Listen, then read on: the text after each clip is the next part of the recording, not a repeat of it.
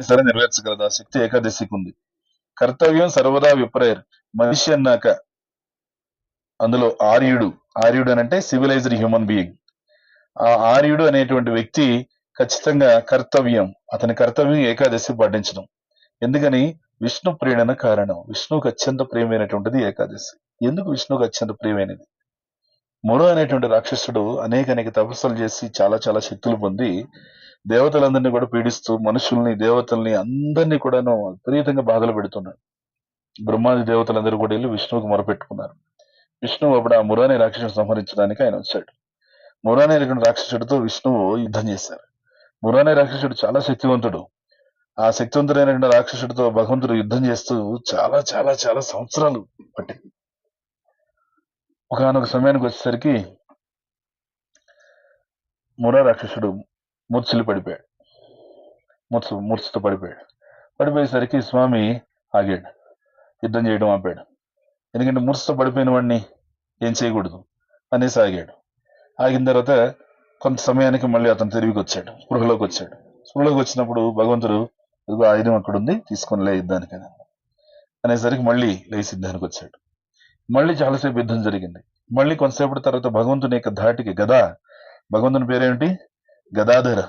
గదాధరుడైనటువంటి భగవంతుని గద పేరేమిటి తెలుసా? కౌమోదకి. భగవంతుడు ధరించి సుదర్శన చక్రం సుదర్శనం అంటాం, అవునా? ఆయన ధరించేటువంటి ధనుసు పేరు సారంగం. అర్జునుడు ధరించే ధనుస్సు గాంధీవి. రాముడు ధరించే ధనుస్సు కోదండం. శివుడు ధరించే ధనుస్సు పినాకం. రాముడు విరిచినటువంటి ధనుస్సు అదే అనమాట. పినాకం అనేటువంటి ధనుస్సు స్వయంవరంలో విరిచి సీతాదేవిని ఆయన వివాహం ఆడారు. ఆ విధంగా భగవంతుడు కౌమోదకి ఆయన గద పేరు. ఆ కౌమోదకి గద యొక్క ధాటికి మళ్ళీ మూర్చిపోయాడు. మూర్చిపోయిన తర్వాత స్వామి ఏం చేశారు? అరే ఇతను మాటిమాటికి మూర్చిపోతున్నాడు, కానీ సుదీర్ఘంగా యుద్ధం చేశాను కాబట్టి స్వామికి కూడా అలసట వచ్చింది. అలసట వచ్చి విష్ణుమూర్తి ఆ యుద్ధ ప్రదేశం నుంచి కొంచెం ప్రశాంతంగా, కొద్దిగా చాలా యుద్ధం జరిగింది, భీకరమైన యుద్ధం కదా, ఆ యుద్ధం నుంచి ప్రశాంతంగా కాస్త విశ్రాంతి తీసుకునే ప్రదేశం కావాలని చెప్పి విష్ణుమూర్తి ఇక్కడికి వచ్చారు. ఇక్కడికి వచ్చి ఈ గుహలో విశ్రాంతి తీసుకున్నారు. కాసేపు ఇక్కడ విశ్రాంతి తీసుకున్నారు. విశ్రాంతి తీసుకున్న తర్వాత అక్కడ అతను స్పృహలోకి వచ్చాడు. స్పృహలోకి రాగానే చూశాడు. చూసిన తర్వాత లేడు, ఇతను ఎక్కడికి వెళ్ళాడు విష్ణు అని చెప్పేసి చూస్తే పాదముద్రలు ఉంటాయి కదా, పాదముద్రలు గుర్తుపెట్టాడు. భగవంతునికి పాదముద్రలు శంఖ చక్ర గదా పద్మాలతో స్పష్టంగా ఉంటాయి అన్నమాట. మన చేతుల్లో అనుకోండి కర్మరేఖలు ఉంటాయి, భగవంతుని చేతులు అయితే పద్మహస్తాలు అంటారు, వాటిలో శంఖ చక్ర గదా పద్మాలు గుర్తులు ఉంటాయి. భగవంతుని యొక్క పాద పద్మాల్లో కూడా అంతే, శంఖ చక్ర గదా పద్మాలు గుర్తులు ఉంటాయి అన్నమాట. అంకుశము, పద్మము ఇలాంటివన్నీ ఉంటాయి. ఆ గుర్తులు పట్టుకొని అతను ఏం చేశాడు? పట్టుకొని వచ్చేసేసి ఇక్కడికి వచ్చేసాడు. ఇక్కడికి వచ్చేసిన తర్వాత మురా రాక్షసుడు చూస్తే భగవంతుడి గుహలో నిద్రిస్తున్నప్పుడు అతనికి ఆలోచన వచ్చింది, నిద్రిస్తున్నవాడు నిద్రిస్తున్నట్టే చంపేయాలి. ఇంతకు ముందు అతను 2 సార్లు మూర్చబడిపోతే భగవంతుడు ఏం చేశాడు? అతనికి అవకాశం ఇచ్చి వదిలేసి మళ్ళీ స్పృహలోకి వచ్చిన తర్వాత ఆయుధం కూడా చూపించి, అక్కడ ఆయుధం ఉంది తీసుకో, ఆయుధం పట్టుకుని రా అన్న. ఇతను స్వామి విశ్రాంతి తీసుకునే సమయంలో ఈ నిద్రలోనే సంహరించేయాలని చెప్పేసి కత్తి తీసుకొని వచ్చేసరికి స్వామి నిద్ర అంటే అది మామూలు నిద్ర, అది యోగ నిద్ర. అది భగవంతుడు గమనిస్తూనే ఉంటాడు. నైమిషే అనిమిష క్షేత్రే ఋషయ సౌనకాదయ సత్రం సర్గాయ లోకాయ సహస్ర సమమాసత అని భాగవతం మొదటి స్కందం మొదటి అధ్యాయంలో 4వ శ్లోకం. అనిమిష అని అంటే ఆయన కళ్ళు రెప్పలు ఆడపడంట. అలాంటి ఎక్స్పీరియన్స్ ఎప్పుడు ఉందో మనకి ఉంటుంది. క్రికెట్ మ్యాచ్ చూసేటప్పుడు, ఇష్టమైనటువంటిది ఏదైనా మూవీ చూసేటప్పుడు అంటే కూడా ఏం ఉండదు అనమాట. భగవంతుడు ఆ విధంగా తన భక్తుని రక్షించుకోవడంలో అనిమిష రెప్పారపకుండా భక్తుని చూసుకుంటాడంట. ఇది భగవంతుడికి ఉండే పేరు. అలా భగవంతుడు ఆయన యోగ నిద్రలో ఉండి గమనిస్తూనే ఉన్నాడు.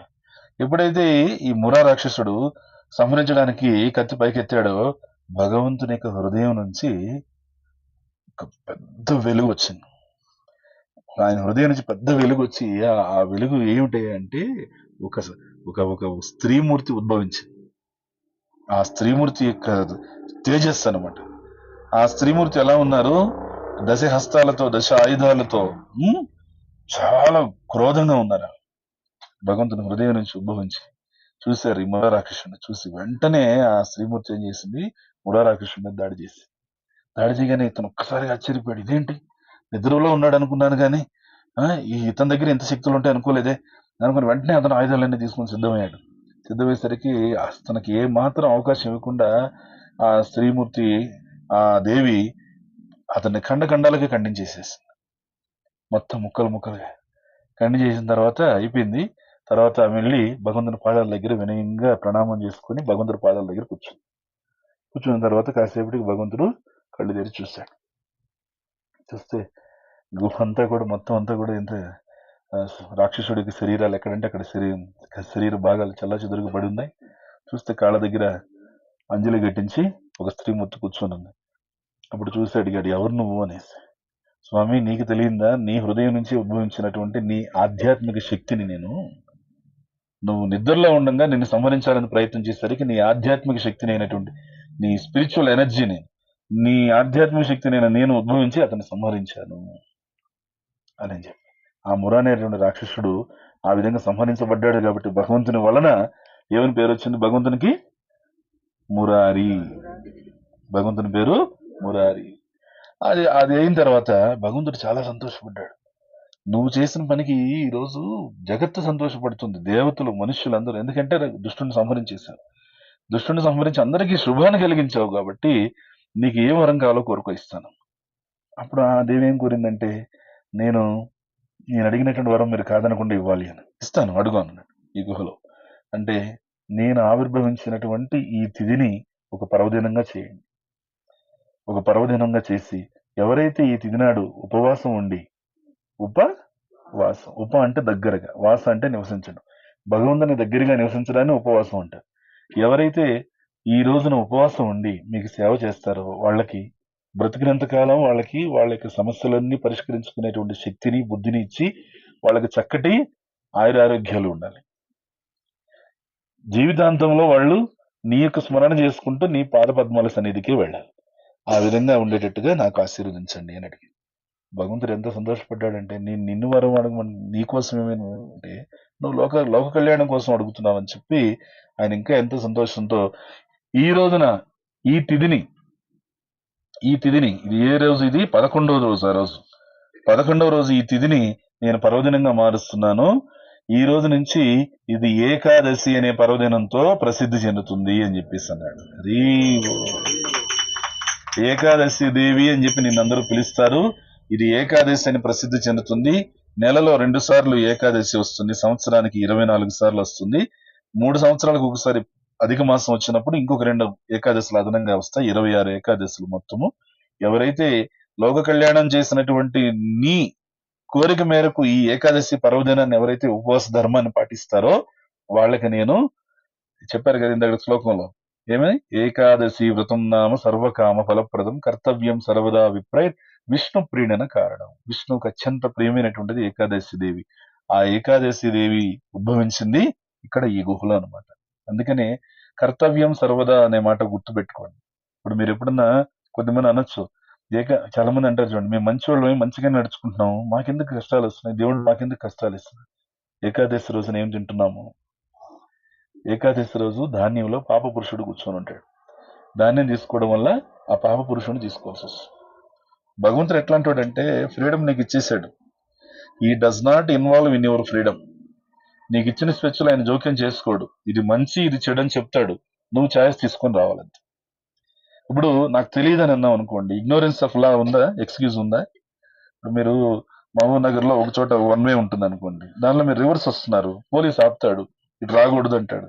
రాకూడదంటే మీరు నాకు తెలియదు నీ తెలియదు అని అంటే నువ్వు మినహాయిస్తాడా? నువ్వు నగర పౌరుడుగా తెలుసుకొని ఉండవు, నీ బాధ్యత అంటాడు. అలా మానవ జన్మ ఎత్తిన ప్రతి ఒక్కరు కూడా ఈ శాస్త్రాన్ని తెలుసుకుని ఉండాలి. శాస్త్రం పర్టికులర్ గా ఏకాదశి వ్రతం గురించి తెలుసుకుని ఉండాలి. ఈ గుహలో స్వయంగా విష్ణుమూర్తి చెప్పినటువంటి వాక్యాలు చూడండి ఎలా ఉన్నాయో. ఆ ఏకాదశి దేవితో చెప్తున్నాడు ఆయన ఏమనంటే,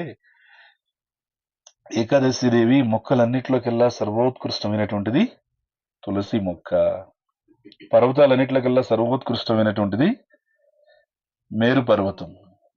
మేరు ఏంది? గిరిగోవర్ధన పర్వతం. ఓకే.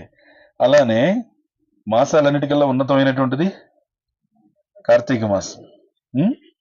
అవునా?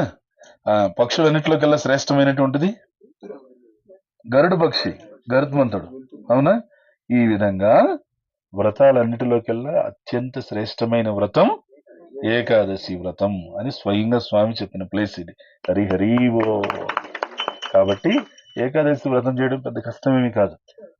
ఎందుకని ఒకప్పుడు ఏకాదశి వ్రతం అని అంటే దశమి రోజు మధ్యాహ్నం ఉపవాసం ఉండాలి. దశమి రోజు మధ్యాహ్నానికి ఈ ఫ్యాక్టరీకి లాక్ చేసేయాలి. దశమి రోజు మధ్యాహ్నం లాక్ చేసేస్తే మరుసటి రోజు ఏకాదశి మొత్తం ఫాస్టింగ్, ఏకాదశి నైట్ అంతా జాగారము, ద్వాదశి రోజు మార్నింగ్ ద్వాదశి పారాయణ సమయం వచ్చినప్పుడు అప్పుడు తీసుకోవాలి దాన్ని. ఇది ఏకాదశి అంటే. ఏకాదశి అంటే ఒరిజినల్ గా ఏకాదశి అంటే ఇది నిర్జల ఏకాదశి, జలం కూడా తీసుకోకుండా. కలియుగ జనుల యొక్క అవస్థలు ఆచార్యులకు తెలుసు అనమాట. అందుకని సడలింపించి మీరు నిర్జల ఏకాదశి చేసేంత శక్తి మీ దగ్గర లేదు, జల ఏకాదశి అని మినహాయింపించారు. సో నీరు తీసుకొని ఏకాదశి ఉపవాసం చేయొచ్చు. ఇంకా కలిగి ముందుగా అప్డేట్ అయ్యి కొద్దిగా మనం అంతా అప్పుడు ఏమైంది, ఆచారాలు అర్థం చేసుకొని ఆ, మీ అవస్థకి జల ఏకాదశి కూడా మీరు చేయలేరు, ఫల ఏకాదశి చేయండి, ఫ్రూట్స్ తీసుకొని ఉపవాసం చేయండి. మాది ఇంకా అప్డేటెడ్ వర్షన్ అండి. ఫల ఏకాదశి కూడా మా వల్ల కాదు, ఎందుకంటే అన్నదమ్ములు బీపీ షుగర్లు పక్కన ఉంటున్నారని భయము. సరే అయితే ఫల ఏకాదశి కాదు, సబ్జీ ఏకాదశి అన్న తీసుకొనేసి ఏకాదశి చేయండి ఫస్ట్. ఏకాదశి చేస్తే ఈ జన్మ మృత్యువుల నుంచి బయటపడతాం అని చెప్పేసి ఆచార్యులు మనకు మినహాయింపించారు. అదర్వైజ్ మనమంతా ఏకాదశి చేయలేము, అసలు ఒరిజినల్ ఏకాదశి చేయలేం. ఎన్ని చాలా మినహాయింపులు అనమాట ఇస్తే సబ్జీ ఏకాదశి. ఇప్పుడు ఈ కిన్వాన్ దొరుకుతుంది, సగ్గుబియ్యం దొరుకుతుంది. వీటితో కనుక యాక్చువల్ గా అయితే అన్నం కన్నా అవి చాలా శక్తివంతమైనవి. పొద్దున్న తీసుకుంటే సాయంకాలం వరకు ఆకలి కూడా ఉండదు. మన హరిద్వార్లో ఏకాదశి చేసినప్పుడు మీరు తీసుకున్నారు గుర్తుందా, మధ్యాహ్నం సాయంకాలం. సో వాటితో ఏకాదశిలో ఎన్ని తీసుకున్నాం, పూరీలు అంట ఏవో పంపించారు, స్వీట్ అంట అవన్నీ ఇవన్నీ. సో అట్లా ఏంటంటే మీరు ఇక్కడ ఈ ఏకాదశి గుహలో సంకల్పం తీసుకోండి. ఏకాదశి వ్రతాన్ని మీ మనస్ఫూర్తిగానే, ఏమి ఇబ్బంది బలవంతం ఏం లేదు. ఏకాదశి వ్రతం 15 రోజులకు ఒకసారి వస్తుంది. ఆ ఏకాదశి వ్రతాన్ని మేము చేయాలనుకుంటున్నామని సంకల్పం తీసుకోండి. ఆల్రెడీ ఏకాదశి చేస్తున్న వాళ్ళు ఉంటే చేసి వాళ్ళ చేత ఏకాదశి వ్రతం చేయిస్తాము అని ఇక్కడ చెప్పారనుకోండి, ఆ తల్లి చాలా సంతోషపడుతుంది.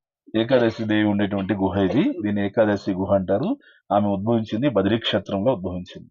బోలో బద్రీ విశాల భగవానికి, ఏకాదశి దేవికి, శీల ప్రభుపాదికి, జై గౌర్.